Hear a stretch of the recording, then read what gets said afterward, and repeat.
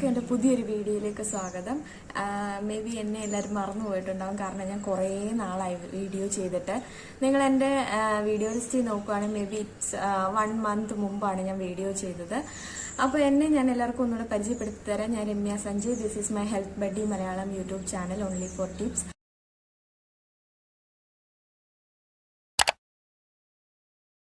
അപ്പം ഞാൻ ഹെൽത്ത് ടിപ്സാണ് കൂടുതലും ഇതിൽ ഇടാറ്. അപ്പം കുറേ നാളായതുകൊണ്ട് ഞാൻ ആക്ച്വലി എന്താണെന്ന് വെച്ചാൽ ഏത് ടോപ്പിക്ക് ചെയ്യണം എന്നുള്ളൊരു കൺഫ്യൂഷൻ. അതായത് നമ്മൾ ഇപ്പം സാധാരണ ഇപ്പോൾ യൂട്യൂബിൽ നിങ്ങൾ സെർച്ച് ചെയ്യുകയാണെങ്കിൽ ഒരുപാട് വലിയ വലിയ disease like heart disease, cancer, അതേപോലെ ബ്രെയിൻ ഡിസീസ്, അങ്ങനെയുള്ള ഹെൽത്ത് പ്രോബ്ലംസ് ആണ് കാണിക്കുക. അപ്പോൾ അത്രയും വലിയ കാര്യങ്ങളൊക്കെ നമ്മൾ ഇതിൽ പറയുകയാണെങ്കിൽ നിങ്ങൾക്ക് മനസ്സിലാക്കാനുള്ള ബുദ്ധിമുട്ടുണ്ടാവും. അപ്പം നമ്മൾ ചെറിയ ചെറിയ പ്രോബ്ലംസ് നമ്മൾ പറഞ്ഞ് മനസ്സിലാക്കുക എന്നുള്ളതാണ് അല്ലേ. അതുകൊണ്ടാണ് ഞാനൊരു നല്ല ടോപ്പിക്ക് കിട്ടട്ടെ എന്ന് കരുതി വെയിറ്റ് ചെയ്തത്. അപ്പം നിങ്ങൾക്ക് ഞാൻ ഇന്ന് ഷെയർ ചെയ്യാൻ പോകുന്ന ടോപ്പിക്ക് എന്ന് പറയുന്നത് ഹാൻഡ് സ്വെറ്റിംഗ് ആണ്. ഹാൻഡ് സ്വെറ്റിംഗ് അല്ല, ബോഡി സ്വെറ്റിംഗ്.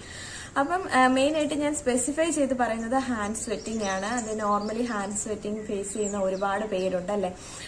അത് ഇപ്പൊ നമുക്കൊരു പലപ്പോഴും ബുദ്ധിമുട്ട് തോന്നാറുണ്ട് ഈ ഹാൻഡ് സ്വെറ്റിംഗ് കാരണം. ഒരാൾക്ക് ഷെയ്ക്ക് ഹാൻഡ് കൊടുക്കാൻ, അതേപോലെ നമ്മൾ പെട്ടെന്നൊരു ആൾക്കാർ കൂടുതലുള്ള ഒരു പ്രോഗ്രാമിൽ പങ്കെടുക്കുമ്പം അവിടെ വെച്ചിട്ട് ഒരു നമുക്ക് കൊടുത്തേ പറ്റുള്ളൂ, we are forced to give.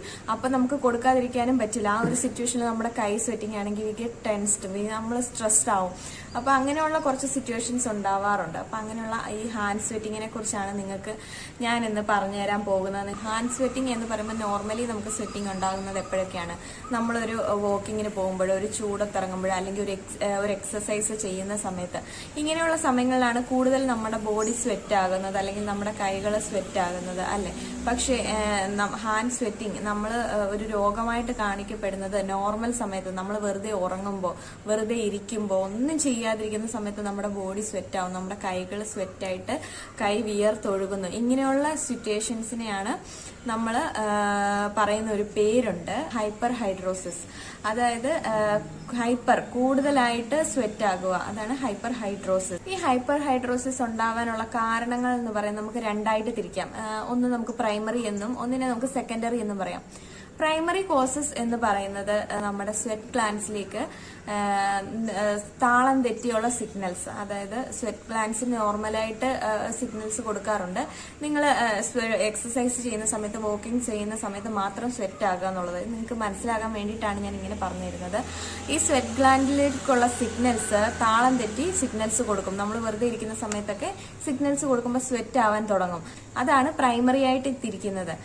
Secondary എന്ന് പറയുന്നത് it's depend on disease conditions. അതായത് ഹാർട്ട് അറ്റാക്ക്, അതേപോലെ നെർവസ് ഡിസീസസ്, അതേപോലെ തന്നെ ഡയബറ്റിക്സ്, ഷുഗർ ഡിസീസസ്, അങ്ങനെയുള്ള ഇത് വരുമ്പോഴാണ് സെക്കൻഡറി എന്ന് നമുക്ക് തിരിക്കാൻ പറ്റുന്നത്. നമുക്ക് വേണമെങ്കിൽ സിംറ്റമായിട്ട് ഇതില് സ്ട്രെസ്, എക്സസൈസ് ഒക്കെ എടുക്കാം. സെയിം ലൈക്ക് കോസസിൽ, അതായത് ഞാൻ ആദ്യം തന്നെ പറഞ്ഞു തന്നു എക്സ്പ്ലെയിൻ ചെയ്ത സമയത്ത്. ഈ എക്സസൈസും അതേപോലെ നോർമൽ സ്ട്രെസ്സും ഒന്നും ഇല്ലാതിരിക്കുന്ന സമയത്ത് സ്വെറ്റ് ആകുന്നതിനെയാണ് ഹൈപ്പർ ഹൈഡ്രോസിസ് എന്ന് പറയുന്നത്. ഓക്കെ, അപ്പം ഈ സ്വെറ്റ് ആകുന്നതിനെ നമ്മൾ എന്തിനാ ഇത്ര പേടിക്കുന്നത്? സ്വെറ്റ് ആകുന്നതുകൊണ്ട് എന്ത് സംഭവിക്കാനാ അല്ലേ? ഈ സ്വെറ്റ് ആകുന്നത് കൊണ്ട് നമുക്ക് സംഭവിക്കുന്ന ദോഷങ്ങൾ എന്ന് പറയുന്നത് ഇൻഫെക്ഷൻ ആണ്. അതായത് നമ്മുടെ കൈകൾ അല്ലെങ്കിൽ ബോഡി അല്ലെങ്കിൽ മറ്റേതെങ്കിലും ഓവർ സ്വെറ്റിങ് കാരണം അവിടെ ഇൻഫെക്ഷൻ ഉണ്ടാവുന്നു, അലർജീസ് ഉണ്ടാവുന്നു. അതുകൊണ്ടാണ് നമ്മൾ സ്വെറ്റിങ്ങിനെ നിയന്ത്രിക്കാനായിട്ടൊരു ട്രീറ്റ്മെന്റ് എടുക്കണം എന്ന് പറയുന്നത്. അത് മാത്രമല്ല, ഈ സ്വെറ്റിംഗ് കാരണമുള്ള ഒരു ദോഷമാണ് ഞാൻ ഓൾറെഡി പറഞ്ഞു. നമ്മളൊരു 4 ആളിന്റെ മുമ്പിൽ നിൽക്കുന്ന സമയത്ത് നമുക്കൊരു ഹാൻഡ് ഷേക്ക് കൊടുക്കണം, അല്ലെങ്കിൽ അവരോട് ഇന്ററാക്ട് ചെയ്യണമെങ്കിൽ നമുക്കത് വളരെ ഒരു ബുദ്ധിമുട്ടായിട്ട് ഫീൽ ചെയ്യും. ഈവൻ നമ്മുടെ കാലാണ് സ്വെറ്റ് ആകുന്നതെങ്കിൽ അത് സ്മെല്ലി ആയിരിക്കും. നമുക്ക് മറ്റുള്ളവരുടെ മുമ്പിൽ ഒന്ന് ഷൂ ഊരാനോ, അതേപോലെ ഭയങ്കരമായ ബുദ്ധിമുട്ടുകൾ സ്വെറ്റിംഗ് കൂടുതലുള്ളവർക്ക് അനുഭവപ്പെടും.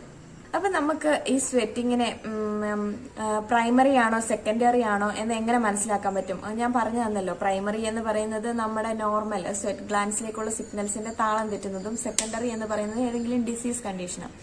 ഇതറിയാനായിട്ട് നമുക്കൊരു ഹോസ്പിറ്റലിൽ ഒരു കൺസൾട്ടൻസി, അതായത് ഒരു ഡോക്ടറെ കൺസൾട്ട് ചെയ്തതിന് ശേഷം നമുക്ക് ബ്ലഡ് ടെസ്റ്റും യൂറിൻ ടെസ്റ്റും ഒക്കെ ചെയ്യാവുന്നതാണ്. അതിലൂടെ നമുക്ക് സെക്കൻഡറി ആണോ എന്നുള്ളത് കണ്ടുപിടിക്കാൻ കഴിയും.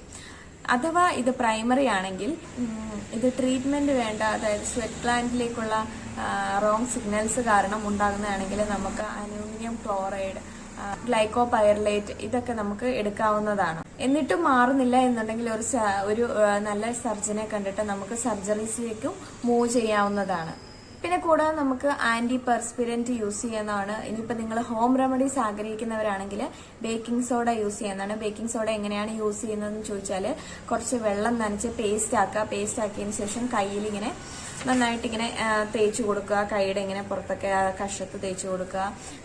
അല്ലെങ്കിൽ നിങ്ങൾക്ക് സ്വെറ്റിംഗ് കൂടുതൽ എവിടെയാണോ ആവുന്നത് അവിടെ തേച്ച് കൊടുക്കുക. അപ്പോൾ നമുക്ക് ബേക്കിംഗ് സോഡ യൂസ് ചെയ്യാം. പിന്നെ ഒരു നല്ല റെമഡിയാണ് ആപ്പിൾ സൈഡർ വിനീഗർ എന്ന് പറയുന്നത്. ഇതും നിങ്ങൾക്ക് യൂസ് ചെയ്യാവുന്നതാണ്.